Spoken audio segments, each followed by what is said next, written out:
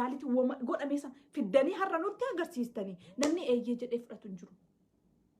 Bakka namni eeyyee jedhee waan kana fudhatu hin jiru. Hin fudhannu beeki gonkumaa hin fudhannu. Kun ikkoo waan biraati. Isin ikkoo waan biraa saartanii nuti waan biraarra jirraayyuu waan biraa jirraayyuu isa sin jettan kanayyuu miti. Beeki Oromoon amma qeerroonii fi uummanni Oromoo yaada keessaa qabu beeki waan biraatiyyuu. Isin ammallee achuma jirtanii. Isin amma waa'ee Hacaaluun du'uu qorattan. Waa'ee maal du'uu qorattan. Nuti fixne cufne maaliif cufne beektanii? Abbaa ajjeese barree nuti amma gumaa baasuufi malee nama ajjeese nuu baasaa hin jenne.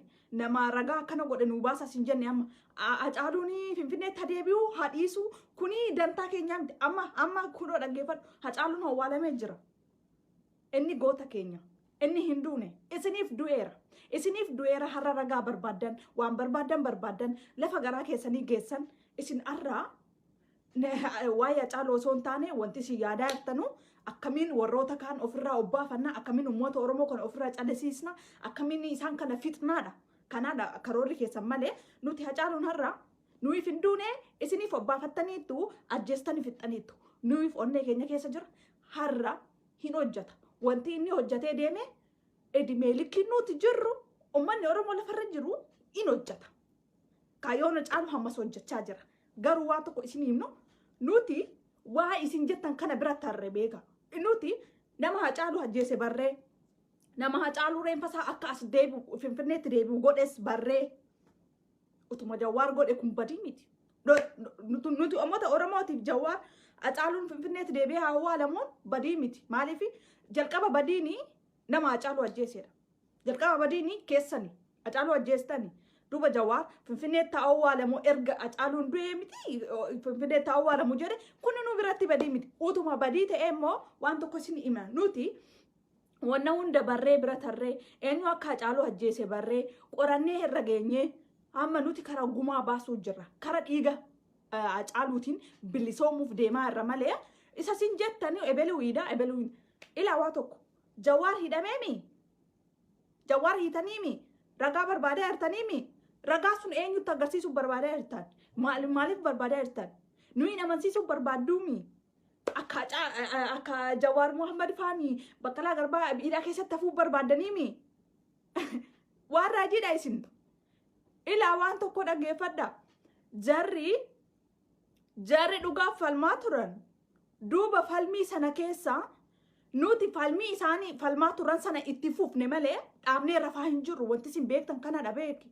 Jawaar hidhamee hidhamuu baate bahuu baate ummanni Oromoo yaada isaa hin jijjiirre maaliif gaaffii inni osoo Jawaar jiru gaafate ammas gaafachaa jira. Kana isin tooftaa hin jijjiirina tooftaa biraa jijjiirtanii waan biraatiin gadi nuun ba'ina waa'ee ragaa keessanii waa'ee ragaa funaanuu waa'ee maal funaanuu ilaa waggaa meeqa walitti funaanaa ool maal godhaa ool dantaa Oromoo sana bira hin jirtu ilaa ammayyuu waan tokko isin himna. Jawaarin gadhiisuu barbaadan gadhiisa. Hidhuu barbaadani gootatti hidhama. Kan hidhame Jawaar biyya sanaa fi biyya Oromootiif. Garuu kaayyoo keenyaaf hidhameemi. Kaayyoo Jawaar hidhamee isin bakka geenya. Nuti waan tokkotti lubbuu waan tokkotti beeki guyyaani dhiirri gaafa dhalattu duuti beekta. Dhiirri gaafa dhalattu duuti. Dhugaa Rabbii isiniin jedha. Ani hamma haqimii kiyyaa kanatti guyyaa ani du'aaf taa'u abiyyinnaa fi miti kanaa osanu mootummaa Itoophiyaa miti. Ana guyyaan du'u siluma naa eeramtee jirti. Namni tokko achi naan dabsu yoo abbaan fedhe waan tokko guyyaa sanarraa naan dabarsu.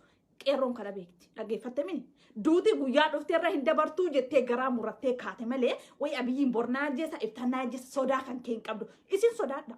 Abiyyiin ati dhuufuu harcaasi kaadireeni Shimallisi maal jetta warri doofonni dhuufuu harcaasaa bakka seentan dhaba lafa seentan dhaba waan feetan ol baasaa waan feetanis gadi buusa ilaa waan tokko sin himu qeerrooni sodaa keessanitti jirtu waan tokko hin jirtu. Jawaar Jawaar onnee qeerrooti garuu waan sin ajaa'ibu keessa onnee qeerroo keessa maaltu Jawaartu jira. Jawaartu jira onnee Jawaar keessa maaltu jira gootummaa fi ummata sana kan dhukkubsataa jiruu fi madaa gabrummaa kanaatu onnee Jawaar keessa jira. So wal fakkaatan isaan qeerroo fi Jawaar wal fakkaatan qeerroo fi baqqalaa garbaa wal fakkaatanii beektanii amma siniko waan nu keessa jiru dhaggeeffachuu dadhabdanii dadhabinni kana kanaam doofummaa isinuun ni jennu maal jettan isin doofummaa jibbitanii mi doofummaa isiniin jennu kana dhaam doofummaa isinii nu isin caalle isin caalle yaadaan isin caalle tooftaan isin caalle dhaggeeffattanii waa hundaan isin caalle kaniif biyya bulchina ka jennu kanaaf bi kanaaf qeerroon biyya haa bulchu ka jette beekumsa qaban isin caala yaaduu beekan isin caala waan deemaniif beekan isin caala so kanaaf karaara gadnuu dhiisaa gaafa qeerroon jettu beek Jawaar waggaa kuma hidhaa achi keessa waan sin ajaa'ibu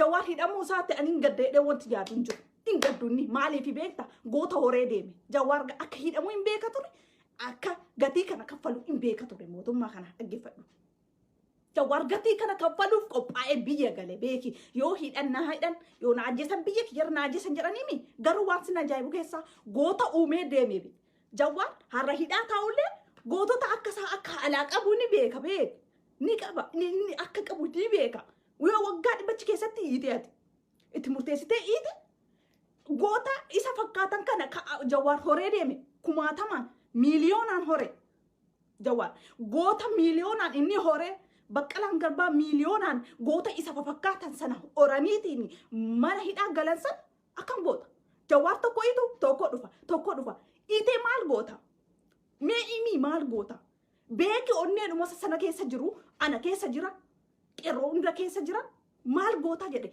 ummata miiliyoonaan jiru keessattuu ummata Oromoo dargaggoota warra olfaa jiran kana keessa kan onnataa jiru onnee Jawaar sana keessa jiru numara keessa jira kan akkamiin hubattuu dandeessaati akkamiin hubatta doofaan hin hubatu kanaaf doofaa siniin jennala doofaa biyya bulchaa jira gaafeen kanaaf beekta maaliif waan tokko godhu yeroo kaatu beeki uummanni kun hundi deeggaru yaadi jaraaf galeeti malee way akka kebbitameeti way sumuni tokko Jawaar qeerroo kenneen jiru beeki qeerroodha wanti kaffalameen jiru beeki dhugaadha malee dhugaati siyaan hiriirse malee lafti kennameef hin jiru birriin kennameef hin jiru maallaqa tokko qabdu qeerroon har'a waan tokko namni sumunii biteef hin jiru dhaggeeffadhu so kana jechuun maaltu uumamee onnee ijoollee kana keessa maaltu onnee dargaggoo Oromoo keessa jira seete maaltu qeerroo keessatti uumamee jira kana dhaggeeffattaniitu hin beektan dhukkuba silaa isini rakkoo godaa ol sinitti dhufe kana furuu irra dhokachuu fi fiiguu fi soba barbaaduu fi pirogiraamii waan arge hojjechuu fi soba walitti funaantanii diraamaa hojjechuu kanarratti yeroo keessan balleessitan silaa yeroo kan isin fudhachuu qabdan rakkoon nama kana keessaa dhufe maali rakkoon dargaggoon kun iyyuu maali rakkoon karaa jala cobsiisu kun maali rakkoo isaan galgala ganama hiyyan kun maali jettee gadi teessee hiiteetta doofummaa kan kee kan ilaaltu maalidha kan ilaalaa jirtu maalidha aangoo borarraa na buusanii moo arra yaaddoo kanatti jirtan isin taaziyaa isin taa'aa jirtan gaddii isin taa'aa jirtan gadda aangoo bori moo har'a qeerroon kun narraa buusa akkamittiin guyyaa tokko bula akkamitti guyyaa 2-3 naa dabalanii akkamitti torbee bula akkamitti ji'a waggaa ga'a kan jedhu isin yaachisaara arra isin koo kanadha guyyaa muraasa akkamiin itti dabalanna aangoo kanatti akkamiin irra bubbulla kana isin yaachise osoo sammuu qabaattanii dhugaa rabbii isiniin jedha Shimallis Abdiisaa Taakkalaa Uumaa Doktor Abiyyi whatever akka jirtanii isin warri aangoorra jirtan kun na amana osoo Oromoo walii galtan taatanii osoo qeerroo wajjin hiriirtan taatanii otoo gaaffii uummata kanaa deebistan taatanii waan immoo onnee uummataa keessa jiru maal uummanni akka barbaadaa jiru osoo hubattaniitu ta'e waggaa kuma bulchitu maal jettan waggaa kuma namni tokko isinitti sittu wala maali naftanyaa jedhe maaloo jedhe waggaa kuma bulchita turte silumattu maaliif akka aangoon wayyaanee maaliif baqattee deemte jaran wayyaanee maaliif baqattee deemte maal taateeti Oromoon maal gaafateeti isin bakka sana kaamuun immoo gaaffii eenyu deebisuufi maal gootanii himame mee gaaffii tokko Oromoon gaafatte keessa tokko deebistaniittu hin deebisne so gaaffiin durii sun aga jirutti qeerroon durii sun inuma jira jechuudha gaaffiin durii sun agan deebiinitti qeerroon dur jiru sun kan gaaffii sana gaafataa ture har'as ni jira jechuudha kana isin hin galuu isin kanaaf doofaatu biyya bulchaa jira gaafa hennu wantoota uummata keessa jiru hin huban rakkoo nu keessatti uumamaa jiru kana hin huban Maaliif uummanni kun akka waa gaafataaru isiniin galle? Akkasi doofaadhaan bulaa irra ka jennuuf kanaaf jechuudha. Inni Oromooni biyya ni diigasi ni jaarasi gizee meeqa jenne dubban. Beektonni dubbatan, warri kaan dubbatan, Oromoo dhiisiiti saboonni biraa dubbatan. Erga sabni guddaa kun siima Oromooni abbaan barbaade aangoo ateessu maaltu ateessu yoo Oromoo waliin galin yoo gaaffii Oromoon deebisin hidhuudhaan maal godhuudhaan addeessuudhaan aangoon bulchaa tasuma Oromoo biratti waan kajeelamuu miti ila har'a biyyi diinagdeen biyya Itoophiyaa gadi bu'uun akkasitti daa'imuun keessanii lafa buutanii deemuun keessan kuni sababii Oromooti. Sababii Oromoon karaa sinirraa cufti amma cinqii keessa akkasin jirtan ni beeku. Cinqii keessa ofuma jajjabeessu achi ol baatan. Mee rabbi jedhaati gadi baa. Nama akka haasaa daa'ima haasa'uutiyyuu biyya bulcha amma shimallis maal jedha achi ol ba'e. Qeerroo sabboonummaan kuni gurraacha moo diimaa moo hadii moo gabaabaa moo dheeraa jedha. Rabbi jedhaani. Ani sadarkaa mootummaatti ol ba'eetiin sadarkaa biyya bulchaa jirutti gaafiin akkasii naa dhiyaateetiin deebii akkasii namaa deebisa. Mee kanadha uummanni barate kanadha. Maal jechuu barbaadan isaan kun? Har'a ragaa funaadhan Jawaari ni duudha. Duuba Jawaar malee Jawaarii fi Dooktor Baqqalaa Garbaa malee Oromoon hin jiraattu seen lubbuun keessa jiru seen. Eeyyan isaan gatii guddaa kaffalaniiru Oromoodha. Eeyyan gatii guddaa nuu kaffalan. Garuu waan sin ajaa'ibu keessaa nuun immoo bakka buusan kan akka isaaniitu jira. Nuti immoo kan akka isaaniiti. Onni isaan keessa jiru sana nu keessa jira. Har'a isaan nama hidhuuf barbaadan. Isaan har'a Jawaarin achi keessa yoo hambisne Oromoon hin jirtu seen. Ilaa kana yaadan. Isaan akka isaaniitti namni barate Jawaar qofa seen. Hunduu doofaa seen akkuma isaanii. Akkuma isaanii namni beeki bakkuma taa'utti of madaalan beektaa safaruma ofiin of safaru sanaan namoota biroo safara. Wallaalaadhuma akka keessanii lafa guute seetanii Oromoo miiliyoona 50 keessa maali? Wallaalaadhuma akka keessanii lafa guute. Wallaala akka keessaniitu lafa guute seetanii Oromoo keessa. Beeki daa'imni waggaa 5 yaada keessan sana ni caalti beeki. Yaada isin keessa jiru sana ni caalti beeki. Ni caalti. Dhugumaan isin barattanii osoo biyya bulchitanii. Ani waan beekurraa isinii himu. Ganda keessa jechuudha. Namni ganda ofii beekami. Ani ganda daladde keessatti nama kutaa afuri irratti kufee osoo kaardiin hin kennaminiif dabare. Ilaalaali. Kutaa afurirraa kufee har'a aangoo qabaa biyya Jimmaa keessatti rabbi safuu namaan hin geeni jechuudha. Safuu namaan hin geeni. Nama kutaa 3 karaa 4 daree jechuudha. 4 baratee fitee kaardiin hin kennamneef kutaa 4 irra hin kufe jechuudha. Yoo kufan hin kennan hin dabarre jechuudha. Kutaa 5 daburuu dadhabee achi booddee qonnaan deebi achi booddee gowwaa waan tokko beeku. Zabana namni barate gatii namni hin baranne gatii guddaa argate. Zabana namni barate tasuma waan tokko godhamuu hin dandeenye. Tasumaayyuu lafarraa balleessu eegu. Kino doofaan gaafa si bulchu akkas godha. Maaliif uummata doofaa malee uummata isa caaluun barbaada. Amma biyyi uummata saayikooloojii isa caaluun barbaadu. Uummata yaadaan isa caaluu hin barbaadu. Namoota baratan hin barbaadu. Namoota gonkumaa immoo waa'ee biyyaa sirriitti waa'ee biyyaa akka ijaarama biyyaa beeku. Akkamitti biyyi ijaaramuu akka dandeessu. Kana beeku dafee of jalaa balleessuu barbaada jechuudha. Hidhuudhaan ajjeesuudhaan sababa garaa garaatti barbaaduudhaan ilaa Oromoon amma yoo nu xiiqii keessa galle dhugaa amma biyyattiin baddee barbadooftee ciraan haadha ishee Itoophiyaa jedhamtu mataan gargaggaltee baddi malee Oromoon namoota doofaa jalatti buluu hin barbaadu.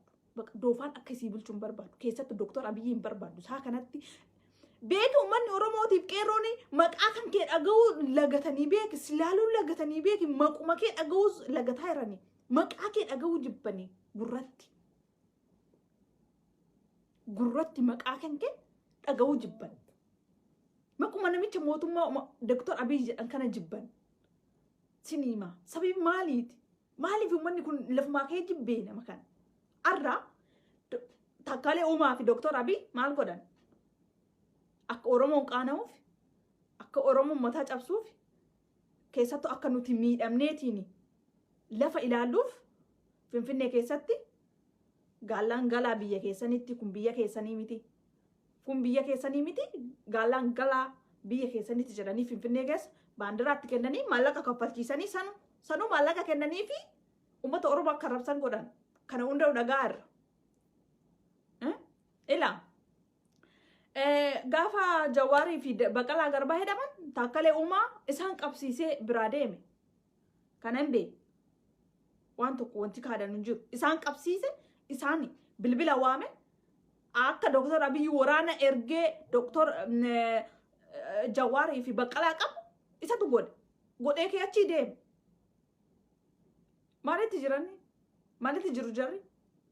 Kana hunda aangoota akkan isaan godhe. Gaafa osoo aangoon irra olin bahin osoo argoo hin argin dur waa'ee Finfinnee dubbataa turan. Isaan humtuu kuu isaaniiti. Arra maaltu gale? Maaltu gale arra? Ila abbaan barbaadde ayyoota keenyatti dhaqaatii masakkaraas achitti hambisuu yaala. Garuu waan tokko beeka. Oromoon rafuu hin jiru. Qeerroon raftuu hin jirtu. Qeerroon waan tokko isa ila yoo Jawaarii fi Baqqalaa hidhuu barbaaddan amma aangoo isin hirka jirtutti ayyan hidhuu hin dandeessan. Maaliif beektani? Akkasumaan osoo ragaan barbaadin iyyuu cal jettanii itti murteessuu hin dandeessan. Maaliif isiniin jedhe ragaan barbaachisu eenyuun amansiisuu ragaa barbaadure eenyuun yoo nuyi nama nu beek yoo nuyi osuma nama ciibsitaniitiin fiddanii jechuudha kinoo jettanii viidiyoodhuma wayiitiin ragaa waliin akkasitti nutti agarsiistan uummanni Oromoo kana booddee wanti isin amanaa amantii isinirraa hin qabu waan tokko amma kana cabduu isin amanu ilaa garuu waan tokko isaan hidhaa keessanitti hafanii hidhaa keessa ba'uu didanii qeerroon Oromoo fi uummanni Oromoo sharafa tokko dhugaa Oromoo raawwanni ni cabsatu jiru. Sharafa tokko irraa gadi buusu sana kan jedhe hayyoota keenyadha. Sharafa tokko jedhan bakka jiraattanutti haala keessa jirtan hundatti sharafa tokko irraa hin hir'isinaa haqa Oromoo irraa jedhan sun nu keessa jirti arras. Arra abbaan barbaade hidham abbaan barbaade dararamu. Garuu dararaan hayyoota keenyaa fi hidhaan hayyoota keenya irra gaggeeffame kun nu hin gadi hin teessisu nu oo'isa malee nu oo'isa keessaa nu oo'isa jechuudha. Akka nuti tasuma isinin barbaanne tasuma argaa keessan jechuudha. Tasuma biyyattii Itoophiyaa akka nuti hin barbaanne. Haala isinitti deemaa jirtan kana tasuma akka nuti balaaleffannu kan nu godhu gaafa hayyoonni keenya hidhaman. Gaafa isaan balaaleffatamoo eegalan achirraayi. Maaliif sharafa tokko irraa wanti nuti irrifnu hin jiru dhugaa Oromoo irraa. Sharafa tokko jechuudha. Sumunii tokko irraan cabsinaa jedhe Jawaar. Nuti sumunii tokko irraan cabsinu kana beekadha. Hiitanii hidhuu baattanii waggaa meeqachi keewwattanii waadaadha. Waadaan Oromoo waadaadha. Waadaan hayyoonni Oromoo nutti kennan waadaadha gadi hin dhiifnu. Cabduu tokko dhugaa Oromoo irraa hin sharafnu itti sin dabalu irraa sin hir'isu. Dhugaa Oromootiif ni duuna. Qeerroon immoo qeerroon du'a sodaatu hin jirtu. Qeerroon hundisii nama osoo hin taane Rabbi abdatti. Namatti hirkannoo hin qabnu nuti. Hirkannoo Oromoon namatti hin hirkanne. Nama tokkotti hin hirkanne. Beekaa jedhe maaloo jedhe ka hunda ka barbaaddan maallaqa keessan hin bitaa. Ka barbaaddan humnaan fidaa. Ka barbaaddan doorsisaa. Doorsisaas karaarraayis jallisaa. Maallaqa kaffalaayis sossobaa. Akka fiitan godha. Garuu Oromoon du'a sodaattu hin jiru naamana. Oromoon hidhaa sodaattu hin jirtu naamana. Kanuma qofaa mana. Kana qofaa mana. Ol kaattan gadi kaattan. Waan tokkitti hara ragaan barbaadamu kuni hara ragaan Abiyyiin asiif achi kaatee aga kopheen caammaa isaa dhuftitti ragaa hidhee namoota sossobee namoota sossodaachisee barbaadu kuni utuma nuu dhiyeesse eenyuuf akkana dhiyeesse yoo uummata nafxanyaa ta'e silaasii nu wajjin dhaabatee jira. Utuma akka kanaan geessitanii itti faraddanii ragaa tokko maleeyyuu isaanuu isiniin eeyyee jedha. Yoo uummata Oromoo ta'e kana booda uummanni Oromoo isin amanus hin jiru ragaa fiddanii fiduu baattanii waan feetan gootanii uummanni Oromoo garagalee isin ilaalaa yeroo hin jiru kana booddee. Eenyu amansiisuuf akka isin rakkattanus eenyu amansiisuuf akka isin irriba dhabdanus hin beeknu. Garuu waa'ee kanaa ergee dhufte. Dr. Abiy yookaan aangoo irraa bu'a yookaan tasuma rafee hin bulu. rafeen bula akkuma afuura itti kutnetti afuura sitti kutaate afuura sitti kuta waan tokko wanti nus siif rafneen bullu atis rafteen bultu akkasitti beeki haganuu jirru immoo biyya Itoophiyaa nagaa jiraatu tasan argitu idi meeke kun waadaa keenyadha kun waadaa Oromoo waadaa qeerrooti haga biyyi Oromoo aga biyyi Itoophiyaa keessatti Oromoon kabajamtee biyya sabaaf sablammii wal qixxeetti ilaaltu ka Oromoon keessatti kabajan ka faayidaa Oromoo eege yoo taate ka Oromoon lafa isiitti waan isiitti boontu yoo ijaaramte qofa nuti rafnee bulla kanaachi garuu shichi ol kaatte gadi kaatte kana laa waammatte kan biyya keessaa akka feete ta'e waraana meeqa ajajadhu garuu sirraffifnu ofiifi sirraftu kana beekan biyyi Itoophiyaa keessatti nagaa waan jedhamu tasuma faarsi tasuma barreessaa oli malee gonkumaa hin argamu nuti nagaa dhabnee namni nagaa argatu hin jiru nuti nagaa dhabnee namni nagaa argatu hin jiru nuti kana booddee Itoophiyaan nagaa jedhamtu jaaruu osoo hin taane yoo Oromoon keessatti nagaa qabaatte qofa Itoophiyaadhaaf nagaa ni hawwina biyya Itoophiyaatiif nagummaa isiitiifis ni hojjanna garuu aga nagaa dhabnee jirrutti naaman abiyyiin aangoo Oromoo irra teessee nagaan fida jettee